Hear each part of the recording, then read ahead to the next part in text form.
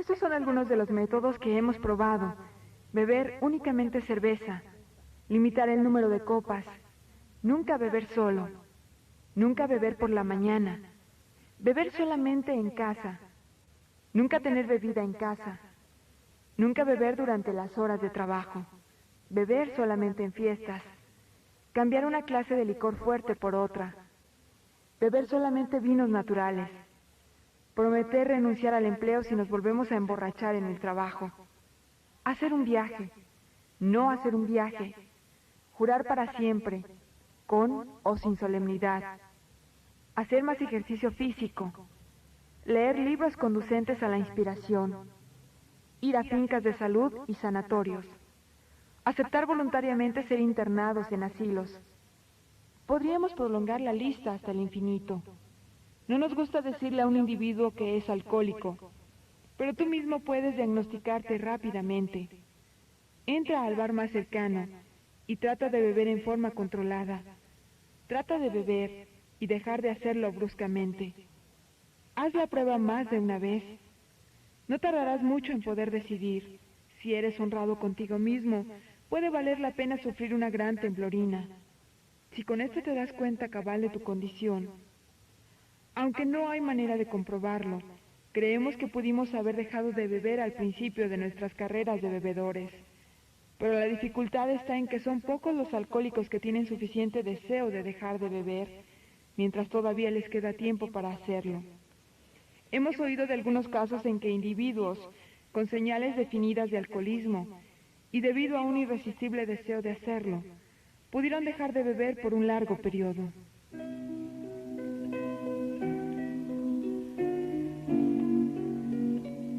Uno de esos casos es el de un individuo de 30 años de edad que vivía en continuas parrandas. A la mañana siguiente de una borrachera estaba muy nervioso y se calmaba con más licor. Tenía la ambición de triunfar en los negocios, pero se daba cuenta de que nada lograría si seguía bebiendo. Una vez que empezaba, ya no tenía absolutamente ningún control.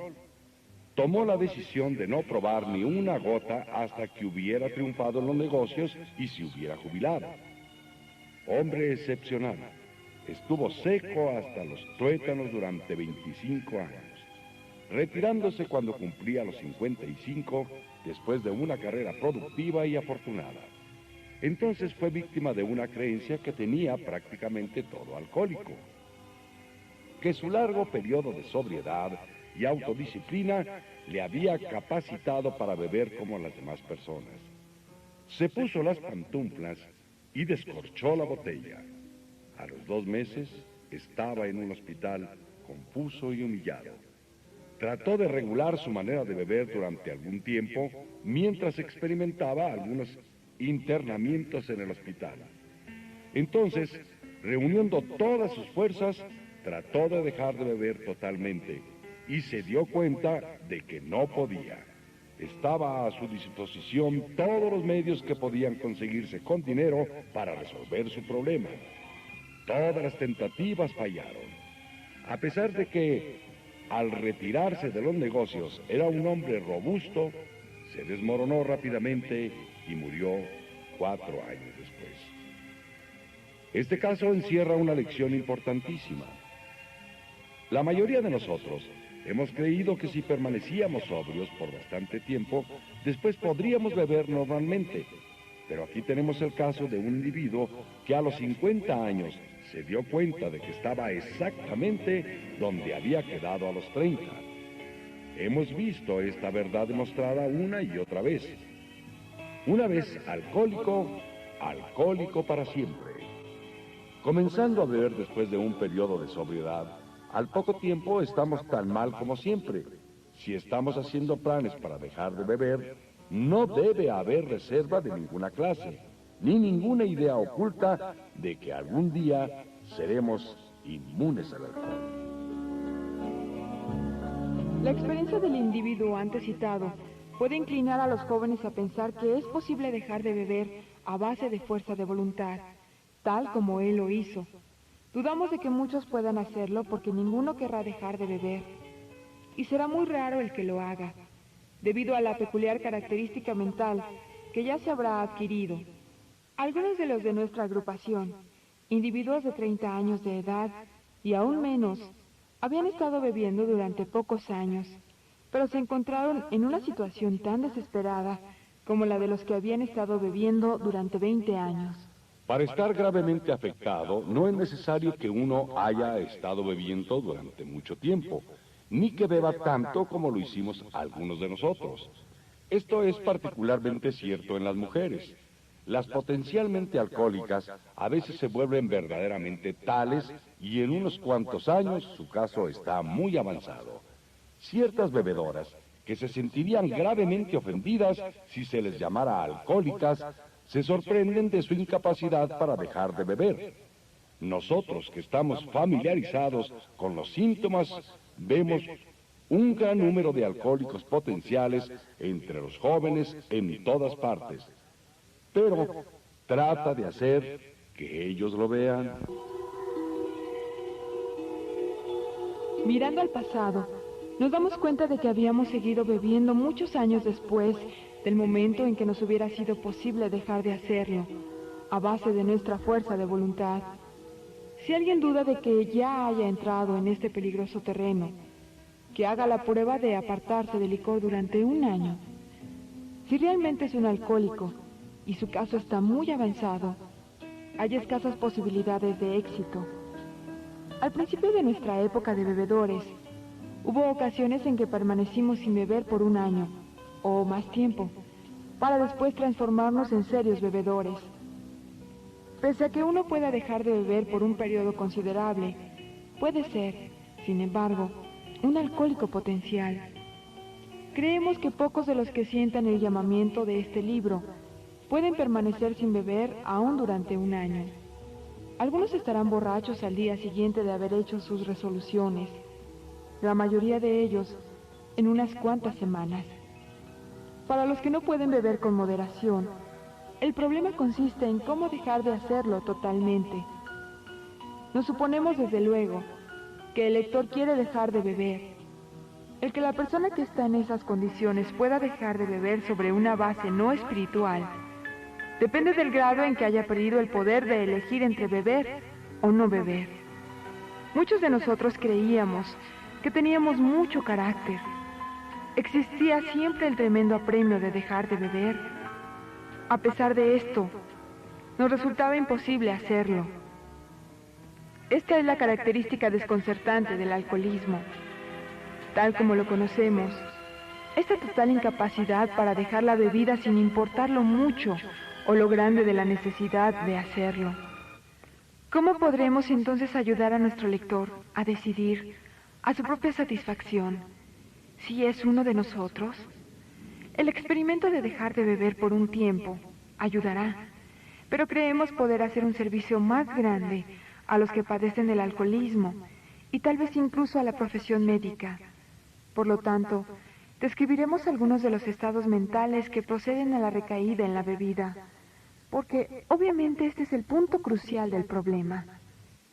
¿Qué clase de pensamiento predomina en el alcohólico que repite una y otra vez el desesperante experimento de la primera copa? Los amigos que han razonado con él, después de una borrachera que lo ha llevado hasta el punto del divorcio o la bancarrota, se quedan desconcertados cuando lo ven ir directamente a la cantina. ¿Por qué lo hace? ¿En qué está pensando? Nuestro primer ejemplo es el amigo a quien llamaremos Jim. Este individuo tiene una esposa y una familia encantadoras. Heredó una lucrativa agencia de automóviles. Tiene una recomendable hoja de servicios de la Guerra Mundial. Es un buen vendedor y goza de simpatías generales. Es un hombre inteligente, normal hasta donde podemos ver, excepto por su índole nerviosa. No bebió hasta los 35. Al cabo de unos cuantos años, se ponía tan violento cuando bebía que hubo necesidad de internarlo. Al salir del asilo, se comunicó con nosotros. Le hablamos de lo que sabíamos acerca del alcoholismo y de la solución que habíamos hallado. Puso manos a la obra. Su familia se reunió nuevamente y empezó a trabajar como vendedor en el negocio que había perdido por sus borracheras. Todo marchó bien por algún tiempo, pero él dejó de engrandecer su vida espiritual. Para su consternación, se emborrachó media docena de veces en rápida sucesión. En cada una de estas ocasiones trabajamos con él, examinando cuidadosamente lo que había sucedido. Estuvo de acuerdo en que era un alcohólico y que su condición era grave. Sabía que se enfrentaba a otra estancia en el asilo si seguía bebiendo. Más aún, perdería su familia por la que sentía un gran cariño. Pese a todo esto, volvió a emborracharse. Le pedimos que nos dijera exactamente cómo había sucedido. Y esta es la historia.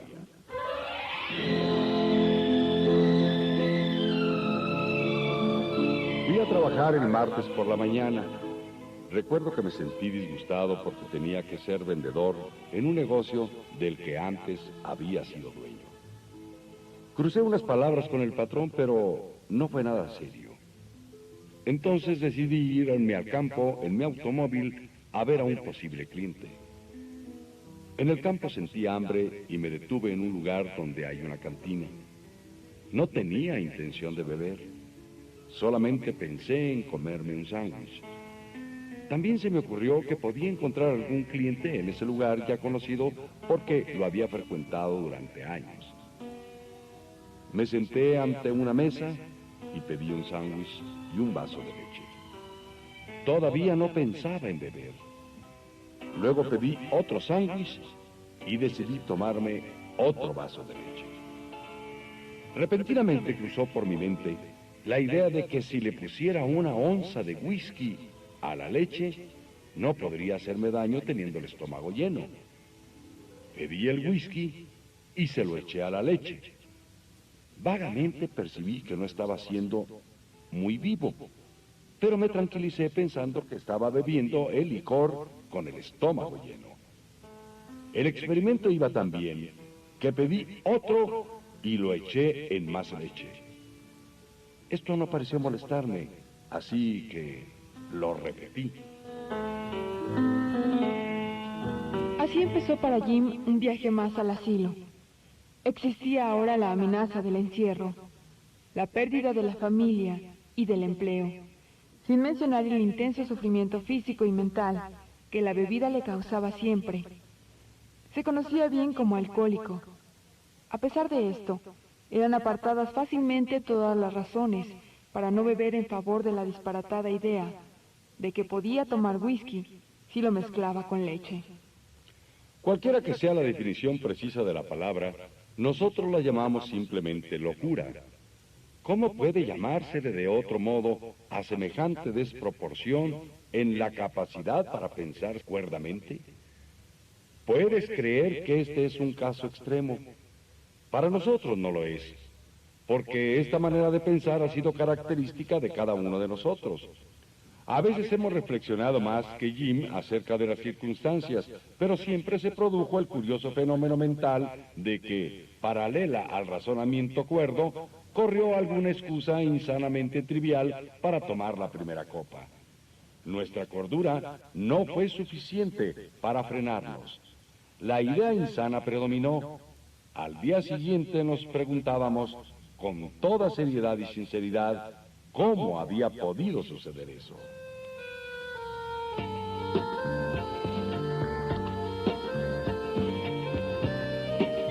En algunas circunstancias hemos ido a emborracharnos deliberadamente, sintiéndonos justificadas por el nerviosismo, la ira, la preocupación, la depresión, los celos o cualquier otra cosa por el estilo. Pero aún tratándose de esta forma de empezar, estamos obligados a admitir que nuestra justificación por una bebetoria fue insanamente insuficiente, tomando en cuenta lo que siempre había pasado. Ahora vemos que cuando empezábamos a beber deliberadamente, en vez de casualmente, durante el periodo de premeditación, nuestra manera de pensar en lo que podrían ser las terribles consecuencias era poco seria o efectiva. Con respecto a la primera copa, nuestro proceder es tan absurdo e incomprensible como el del individuo. Pongamos por caso que tiene la manía de cruzar a media calle. Siente cierto placer en saltar frente a vehículos que van a gran velocidad. Durante unos años se divierte así, a pesar de las amistosas advertencias. Hasta aquí, tú lo calificarías como un tonto, con ideas raras acerca de lo que es divertirse. Más tarde, la suerte lo abandona y es lastimado levemente varias veces seguidas. Pensarías que aquel individuo, si es normal, no lo vuelva a hacer. Al poco tiempo, sin embargo, reincide y esta vez sufre una fractura de cráneo. Después de una semana de salir del hospital, le atropella un tranvía y le rompe un brazo. Él te dice que ha decidido dejar de cruzar a media calle de una vez por todas, pero a las pocas semanas le rompen las 2 piernas. A través de los años continúa esta conducta, acompañada de sus promesas de ser cuidadoso y de alejarse de la calle del todo. Por fin, ya no puede trabajar. Su esposa se divorcia de él y queda en ridículo ante todos. Trata por todos los medios imaginables de quitarse de la cabeza la idea de cruzar a media calle. Se encierra en un asilo con la esperanza de enmendarse. Pero el día que sale, topa con un carro de bomberos y le rompe la columna vertebral. Un individuo como este tiene que estar loco, ¿no es así?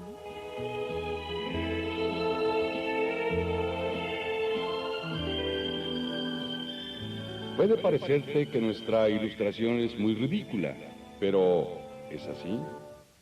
Nosotros que hemos tenido experiencias agobiantes, tenemos que admitir que si se sustituyera manía de cruzar a media calle por alcoholismo, la ilustración encajaría perfectamente en nuestro caso. Por muy inteligentes que hayamos demostrado ser en otros aspectos, en lo que concierne al alcohol, hemos sido extrañadamente dementes. Este es un lenguaje fuerte, pero ¿no es cierto? Algunos de ustedes estarán pensando, sí, lo que dices es cierto, pero no del todo aplicable. Admitimos que tenemos algunos de estos síntomas, pero no hemos llegado a los extremos que ustedes llegaron. Ni parece que llegaremos, porque nosotros nos comprendemos tan bien, después de lo que nos dijiste, que tales cosas no podrán volver a suceder. No hemos perdido todo en la vida por la bebida, y desde luego, no tenemos la intención de que así suceda. Gracias por la información. Eso puede ser cierto, si las personas que lo dicen no son alcohólicas, quienes, a pesar de estar bebiendo tontamente y con exceso, pueden moderarse porque su cerebro y su cuerpo no se han dañado como pasó con los nuestros. Pero el que es efectiva y potencialmente alcohólico, con casi ninguna excepción, será absolutamente incapaz de dejar de beber a base del conocimiento de sí mismo. Este es un punto que queremos enfatizar y reenfatizar para que les entre bien en la cabeza a nuestros lectores alcohólicos, así como se nos ha ido revelando a nosotros a través de la amarga experiencia. Pasemos a otra ilustración.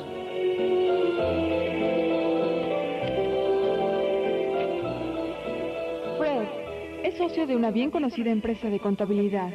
Sus entradas son buenas. Tiene un magnífico hogar. Está casado felizmente y es padre de muchachos prometedores en edad de la universidad. Tiene una personalidad muy atractiva que hace amistad con todos. Si ha habido un hombre de negocios próspero, Fred lo es. Según todas las apariencias, es un individuo estable y bien equilibrado. A pesar de todo esto, Fred es un alcohólico. Lo vimos por primera vez hace un año en un hospital, al que había ido a recuperarse de un tembloroso ataque de nervios.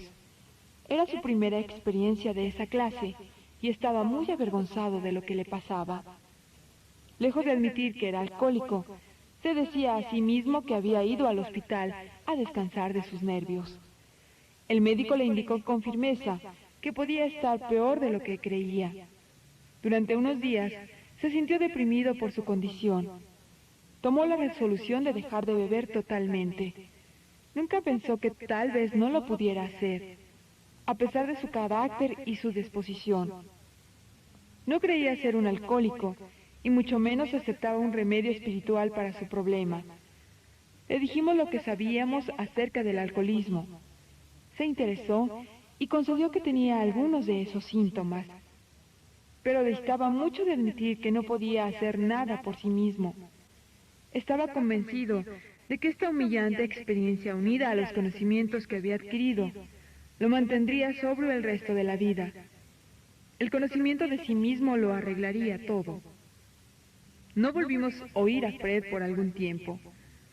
Un día nos dijeron que había regresado al hospital. Esta vez estaba muy tembloroso. Pronto indicó que estaba ansioso de vernos. La historia que nos contó es sumamente instructiva, porque se trata de un individuo absolutamente convencido de que tenía que dejar de beber, que no tenía ninguna excusa para beber, que demostraba un juicio y una determinación espléndidos en todos sus otros asuntos, pero que a pesar de todo esto, era impotente ante su problema. Dejemos que sea él quien te lo cuente. Me impresionó mucho lo que ustedes dijeron acerca del alcoholismo y francamente no creí posible que yo volviera a beber. Aprecié en algo sus ideas sobre la sutil demencia que procede a la primera copa, pero tenía confianza en que no me podía suceder a mí después de lo que había yo ya sabido. Razoné que mi caso no estaba tan avanzado como los de la mayoría de ustedes, que había tenido un éxito excepcional en vencer mis otros problemas personales y que por consiguiente también tendría un buen éxito donde ustedes habían fallado. Sentía que tenía todas las razones para tener confianza en mí mismo, que solo era cuestión de ejercer mi voluntad y de mantenerme alerta.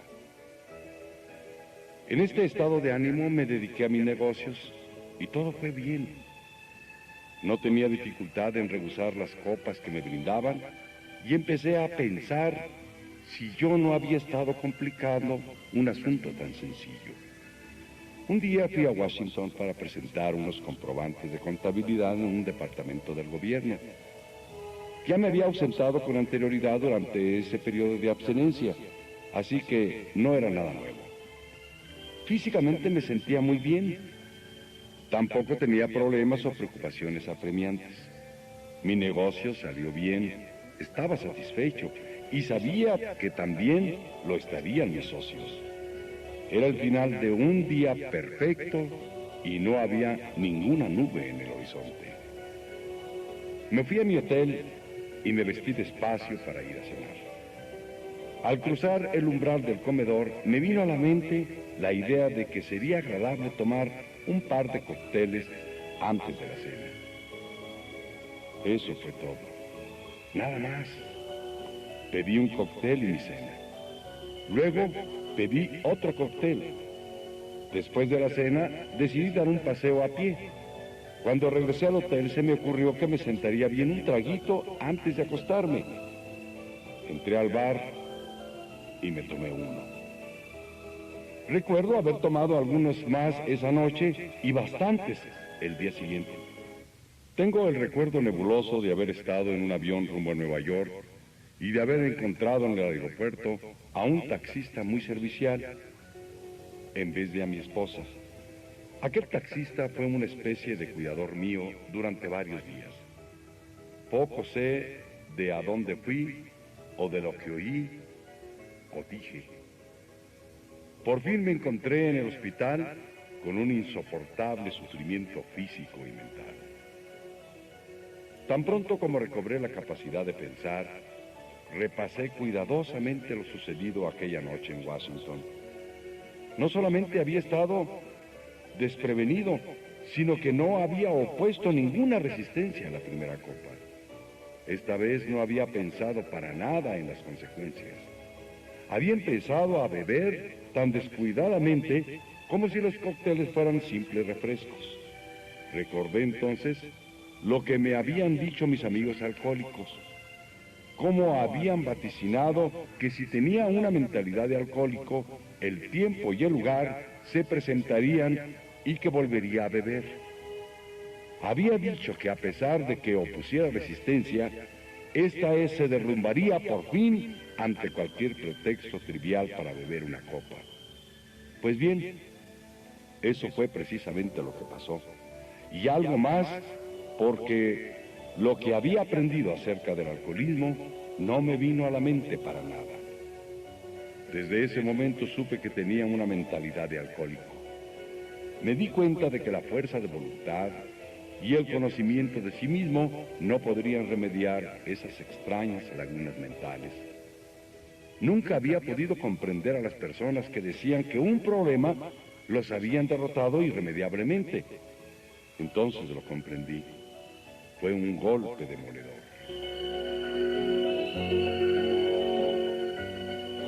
Dos miembros de Alcohólicos Anónimos fueron a visitarme. Sonrieron al verme, lo cual no me agradó mucho. Me preguntaron si esta vez ya creía que era un alcohólico y que estaba derrotado. Tuve que aceptar ambas cosas. Me dieron un montón de pruebas al efecto de que una mentalidad de alcohólico como la que había yo manifestado en Washington era una condición desesperada. Citaron por docenas casos basados en su propia experiencia. Este procedimiento apagó la última llama de la convicción de que yo mismo podía realizar la tarea. Entonces, delinearon la solución espiritual y el programa de acción que 100 de ellos habían seguido con éxito.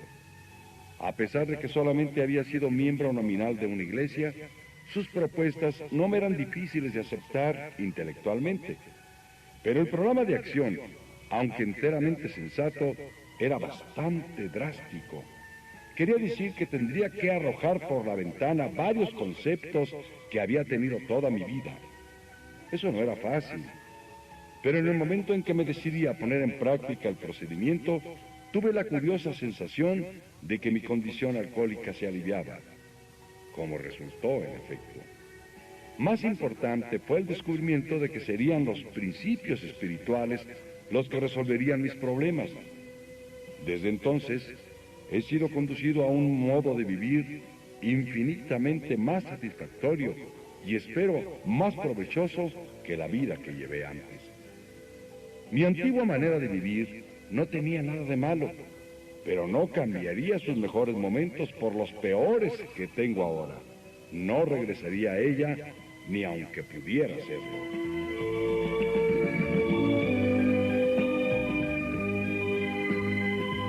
La historia de Fred es elocuente por sí misma. Quisiéramos que les llegara a lo más hondo a miles como él. Él llegó a sentir solo los primeros dolores del tormento. La mayoría de los alcohólicos tienen que llegar a estar bastante destrozados antes de empezar a resolver realmente sus problemas. Muchos médicos y psiquiatras están de acuerdo con nuestras conclusiones.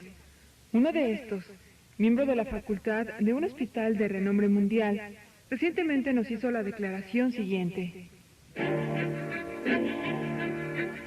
Lo que dicen ustedes acerca de la irremediabilidad general de la condición del alcohólico es, en mi opinión, correcto. En lo que respecta a dos de ustedes, cuyas historias he conocido, no me cabe ninguna duda de que eran 100% irremediables. Si se hubieran presentado como pacientes a este hospital, de haberlos podido evitar, no los habría aceptado. Personas como ustedes destrozan el corazón. Aunque no soy una persona religiosa, siento un respeto profundo por el enfoque espiritual en casos como los de ustedes. Para la mayoría de estos casos, prácticamente no hay otra solución. Una vez más insistimos en que, en ciertas ocasiones, el alcohólico no tiene ninguna defensa mental efectiva contra la primera copa, excepto en unos cuantos casos raros. Ni él, ni ningún otro ser humano puede proveer tal defensa. Su defensa tiene que venir de un poder superior.